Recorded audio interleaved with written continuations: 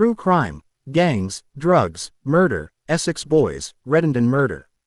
Rough justice, drugs, murder, and corruption, the Essex boys' story. This tale of one of the most infamous gangland murder cases in British history continues to endure, and intrigue, more than 25 years later. Photo by Grog Run on Unsplash. Disclaimer. There are a lot of voices involved in this case. I have tried to include all of them at various points, along with news sources.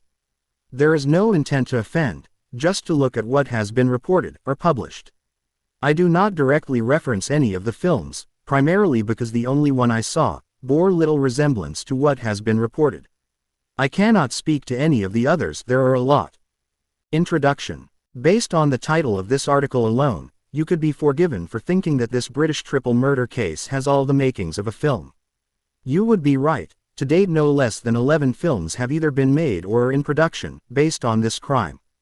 Today, in March 2021, it was reported that Jack Holmes, one of the two men found guilty of the infamous Essex boys' murders in Redundant in 1995, was released from prison.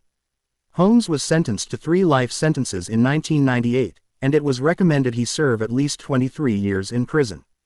Since his conviction, Holmes and his co-defendant, Michael Steele, have insisted they are innocent. Holmes is subject to strict license conditions banning him from entering certain areas or contacting relatives of the victims. Holmes is reportedly awaiting a decision by the Criminal Cases Review Commission, expected later this year. Steele is still in prison after a parole board blocked his release or a move to open conditions in 2019.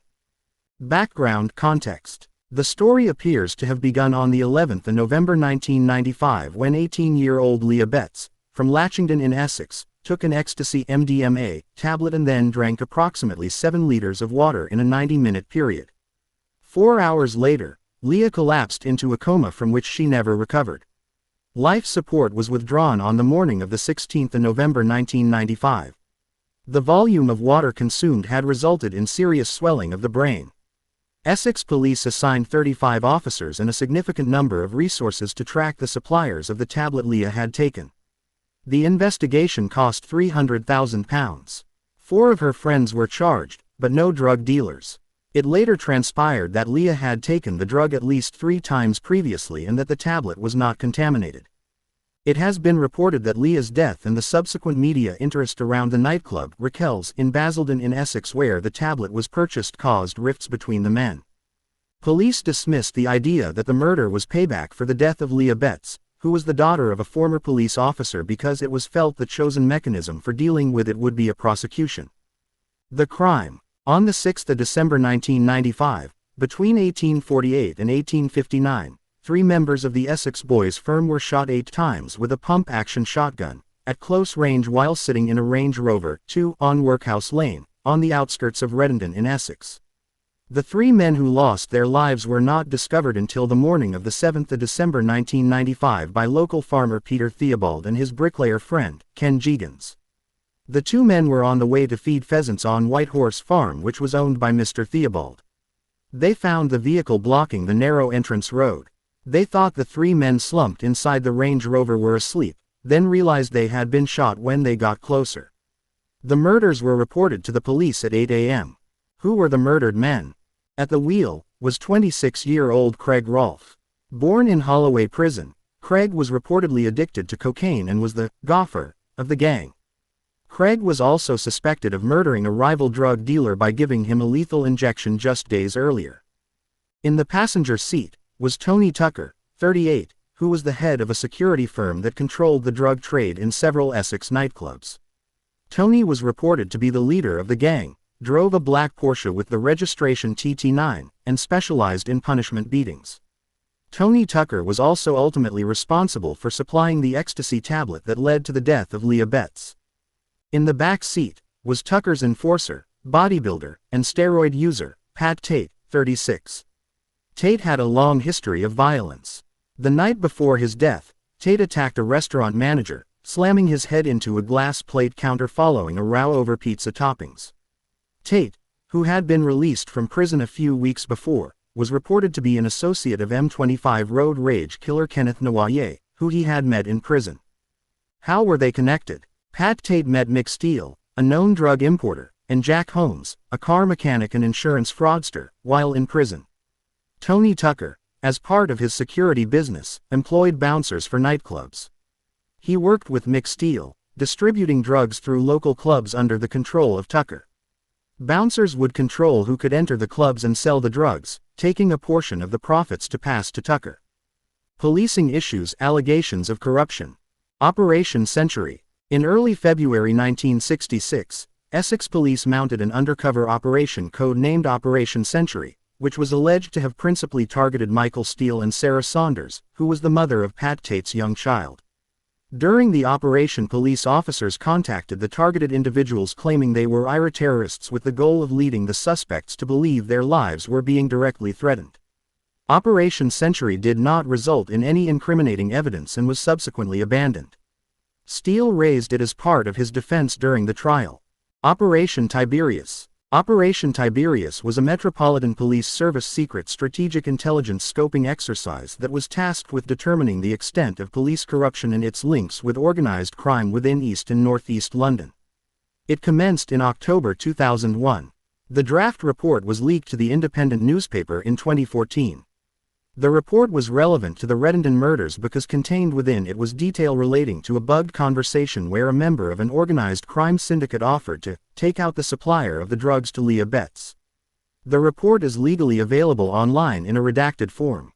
3. The Supergrass. In early 1996, Darren Nichols was arrested and charged with conspiracy to import cannabis. It is reported that, seeking to avoid a lengthy prison sentence, he began to tell the police his version of what happened on the night of the murders. According to Nichols, he was the getaway driver for Michael Steele and Jack Holmes, who he claims committed the murders. Nichols became a Supergrass, testifying against his former partners in return for a reduced sentence of 15 months which he had already served on remand. Nichols was given a new identity under the Witness Protection Program. The trial. Nichols, Steele, Holmes, and Tate had been in prison together in 1993. In August 1995, Nichols agreed with Steele that he would play a part in the importation of cannabis, which would be supplied by John Stone in Amsterdam. These importations took place between August and November 1995. The drugs were imported from Amsterdam by sea to locations on the East Coast. The Essex Boys firm was a 6-man gang. It was 3 against 3 when an importation that took place the 7th or the 8th of November 1995 resulted in complaints about the quality of the cannabis. The process of returning the cannabis for a refund created a rift between Steele and Tate. Nichols believed that Steele and Tate were falling out, not only because of the cannabis but also because Tate and his girlfriend, Sarah Saunders, had split up and Steele was quite close to her. Nichols drove Steele and Holmes to the scene unaware they were going to commit murder. They were there to discuss a drug deal with Tate. Nichols was told to go elsewhere and wait for a call to pick them up. When Nichols returned, Holmes had what looked like blood on his gloves, and Holmes and Steele subsequently had a conversation in the car about a gun falling apart when fired. The defense argued that Nichols had the motivation to lie because if he was involved, he would also be guilty of murder under the joint enterprise principle. There were 2 mobile telephone masts not far from the scene in the pub nearby named the Wheatsheaf. The police argued that a mobile phone call picked up on the records from one of the communications masts was made by Holmes shortly after the killings to Nichols and lasted 4 seconds. 5. It was alleged that this was Holmes calling Nichols and asking him to come and collect him. It was the defense of Holmes that he was in the Wheatsheaf pub when the murders happened and that the communications mast evidence proved that he had called Nichols, but that was to ask for a meeting. The mast nearer the pub was the one that picked up that call. Had Holmes been at the murder scene, the call would have been routed through the other mast. This defense was dismissed on the grounds that they were in the area at the time of the murders and the fact the communications mast evidence was not considered to be an exact science. The evidence is dependent on atmospheric conditions, weather conditions, and the amount of traffic on the network. Areas are often covered by more than one mast. The case against Holmes was based on the following. The rift with Tate. He was in the area at the time of the killings. His getaway driver, Nichols, testified that he was the killer. Although it was one person's word against another with no forensic evidence putting them at the scene, by testifying Nichols would have to spend the rest of his life in the Witness Protection Program. Nichols spent 13 days in the witness box and was subjected to vigorous cross-examination. The centerpiece of the case was his evidence. The original trial found them guilty. The appeal. New evidence was provided about Nichols. The evidence was largely based on the fact that he was manipulative, told lies, and had cobbled together a false story with the assistance of servicing police officers. Nichols had done so to cover up or minimize his own criminality in relation to the drugs importations and the murders to receive a lenient sentence. Nichols had been selling his story, undermining the case against Holmes and Steele. Nichols was in the protective custody of the police while he gave evidence against Holmes and Steele, and not the ordinary prison estate. Nichols was kept in different police cells across East Anglia, and while there he was receiving visits from journalists. There was also a successful attempt to smuggle in a camera for him to document some of the goings-on while he was in protective custody. This was all going on under the noses of the police despite them maintaining they were not involved in it. The police stated that they knew they were not allowed to facilitate the exchange of money. The defense response was that by controlling access to Nichols they did just that. There was no way they could not have known what was going on. The defense argued that had the jury known this, it would have given them pause. The appeal was not successful because the judge felt that Nichols' credibility was fully explored at trial and he had remained consistent in his testimony throughout. The judge was satisfied there was no evidence of police corruption and felt the new evidence did not undermine Nichols' testimony. Conclusion. It is difficult to draw conclusions when the case is as complicated as this one was. There are questions that remain, however. 1. The rumors of police corruption are persistent. This article states the evidence of Nichols' testimony was lost. After being interviewed for 30 hours, detectives realized the tape that was recording Nichols' questioning had stopped recording. 2. Nichols received a substantial financial benefit for testifying when he sold his story, a lesser sentence, and appears to have returned to crime under his new identity. How credible is he? 3. What about Billy Jasper? Jasper told police 4 months before Nichols made his statements that he was the getaway driver and that Brink's mad money launderer Patsy, Bold Eyes, Clark had ordered the hit. 4. What about Steve, Nipper, Ellis? Ellis stated his father, Sid, carried out the murders after his family had been the subject of threats from the murdered trio. Ellis claims the gang had said they would cut off his sister's fingers. Ellis then went on to claim his dad used his shotgun to carry out the shootings, adding, "Everyone knew, Steele and Holmes were innocent." He continued, "I'm telling this story now because my dad is dead. He died 4 years ago, and my dad wouldn't care about me telling people." Essex police says it is aware of the claims made by Ellis. A spokesman added, "This case sits with the Criminal Cases Review Commission (CCRC), and while it remains with them, we are unable to provide further comment so as not to prejudice any potential legal proceedings."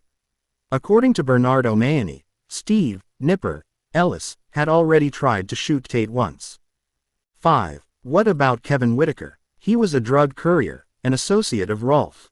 His parents, and Tate's mother, believe he was murdered over a drug debt. His killers, Tucker and Rolfe. After the deaths, Mrs. Tate claimed Tucker and Rolfe had injected Whitaker in the groin with a paralyzing drug, often used on horses, known as Special K. The victim is powerless but conscious. Whitaker was then injected with lignocaine and died. Mrs. Tate thinks Whitaker's friends avenged his death.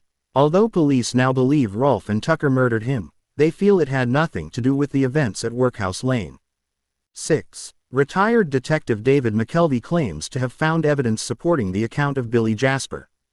The final call made from Tate's mobile, apart from one to a girlfriend, was at 18.26 and lasted 17 seconds.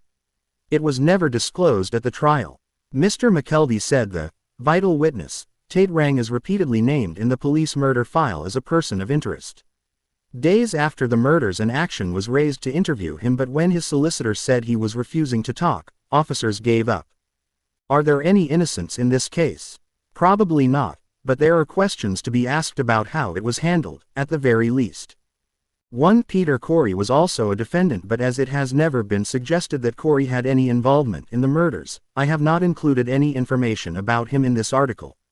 Corey, who was described as a courier, received 4.5 years for conspiracy to import cannabis. 2. The Range Rover registration is F424 NPE. The last vehicle logbook was issued on the 18th of December 2020. It is sworn. It was originally believed to have been on finance and returned to the finance company, but there is much debate on forums as to what happened to the vehicle.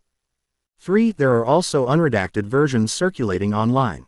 4. Billy Jasper claimed that another criminal, Jesse Gale, who later died in a car crash, gave him £5,000 to drive an accomplice known as Mr. D to and from Redenden in Essex. Mr. D was allegedly going to do a cocaine deal with the three men. Jasper testified at the Old Bailey murder trial that he had agreed to the plan, and later spotted Mr. D's 9mm Browning pistol and a sawn-off shotgun when he drove him to the murder scene at Workhouse Lane.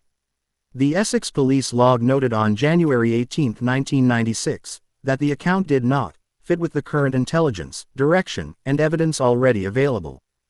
5. This mobile communications masked evidence has been called into question.